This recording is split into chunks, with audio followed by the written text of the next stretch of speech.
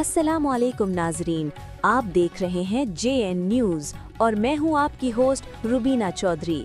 सबसे पहले नजर डालते हैं आज की अहम खबरों पर। बहीरा Ashfaq Ahmad Anjum director social welfare Shakra Naureen और ज़ेबा अंदलीब की खुसूसी हिदायत पर शेल्टर होम दारुल अमान सरगोदा में मजदूरों का आलमी दिन मनाया गया।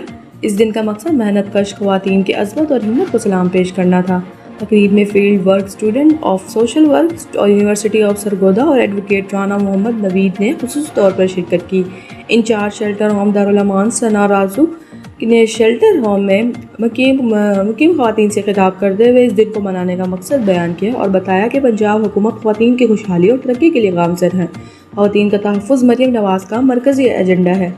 आए आज के दिन अज़म करें कि मेहनत कश ख़वातीन की इज़्ज़त करेंगे और इनके हुकूक़ का तहफ़्फ़ुज़ करेंगे और इन्हें तरक्की की बराबर मौका देंगे। प्रोग्राम के इख्तिताम पर तलबा ने रिहायशी ख़वातीन और बच्चों में रिफ़्रेशमेंट भी पेश की।